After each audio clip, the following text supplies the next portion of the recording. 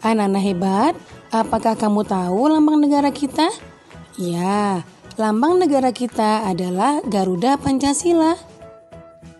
Nah, di dalam lambang burung Garuda tersebut juga terdapat 5 buah ruang di dalam perisai yang merupakan simbol-simbol dasar negara Pancasila, yaitu bintang, rantai, pohon beringin, kepala banteng, dan padi dan kapas.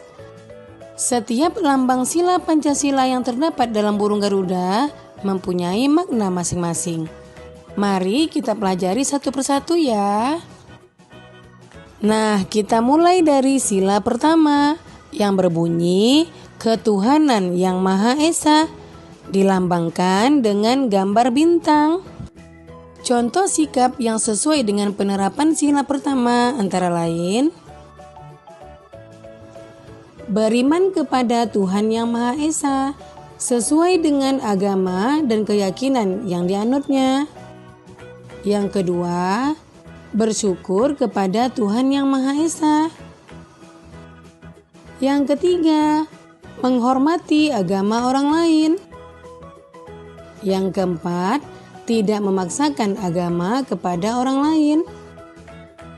Yang kelima, hormat menghormati dan saling bekerja sama antar pemeluk agama. Kemudian yang keenam, rajin beribadah dan berdoa sebelum dan sesudah makan. Itulah contoh-contoh pengamalan dari sila pertama. Kita lanjutkan sila kedua yang berbunyi kemanusiaan yang adil dan beradab, dilambangkan dengan gambar rantai. Contoh sikap yang sesuai dengan penerapan sila kedua antara lain: yang pertama, saling membantu dan menolong antar sesama manusia. Misalnya, membantu korban bencana alam dan juga menolong teman atau adik yang jatuh dari sepeda. Yang kedua, tidak membeda-bedakan teman dalam bergaul. Yang ketiga, bersikap sopan kepada orang tua.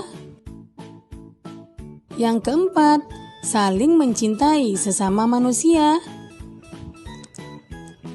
Yang kelima, mengembangkan sikap tenggang rasa. Dan yang keenam, menjenguk teman atau orang yang sedang sakit. Itulah contoh-contoh sikap yang sesuai dengan penerapan sila kedua. Sekarang kita lanjutkan sila ketiga yang berbunyi Persatuan Indonesia. Nah, lambang sila ketiga adalah pohon beringin. Contoh sikap yang sesuai dengan penerapan sila ketiga antara lain: yang pertama, cinta tanah air dan bangsa. Yang kedua, bangga sebagai bangsa Indonesia. Yang ketiga, mencintai dan bangga menggunakan barang buatan Indonesia. Yang keempat, mempelajari kesenian dari daerah lain. Yang kelima, gotong royong atau kerja bakti. Yang keenam, mengikuti upacara bendera dengan hikmat. Kemudian yang ketujuh, berteman tidak membeda-bedakan suku dan agama. Dan yang terakhir, bermain dengan rukun bersama teman. Itulah contoh sikap yang sesuai dengan penerapan sila ketiga. Kita lanjutkan sila keempat yang berbunyi kerakyatan yang dipimpin oleh hikmat kebijaksanaan dalam permusyawaratan dan perwakilan. Lambangnya adalah kepala banteng. Contoh sikap yang sesuai dengan penerapan sila keempat antara lain: yang pertama, menghargai pendapat orang lain. Yang kedua, tidak memaksakan pendapat pribadi kepada orang lain. Yang ketiga, menerima hasil musyawarah dengan lapang dada. Yang keempat, mau menerima hasil keputusan demi kepentingan bersama.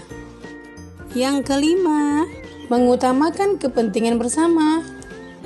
Dan yang keenam, musyawarah dalam pemilihan ketua kelas. Itulah contoh sikap yang sesuai dengan pengamalan sila keempat. Kemudian sila kelima berbunyi keadilan sosial bagi seluruh rakyat Indonesia. Sila kelima dilambangkan dengan padi dan kapas. Contoh sikap yang sesuai dengan penerapan sila kelima antara lain: yang pertama, suka memberi pertolongan kepada orang lain. Yang kedua, menghormati hak-hak orang lain. Yang ketiga, tidak berbuat curang kepada orang lain. Yang keempat, tidak boros dan suka menabung. Yang kelima, menghargai hasil karya yang dibuat orang lain. Yang keenam, melaksanakan hak dan kewajiban secara seimbang.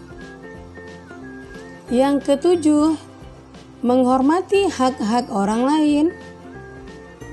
8. Berbuat baik dan saling membantu serta bergotong royong. Itulah contoh sikap yang sesuai dengan penerapan sila kelima.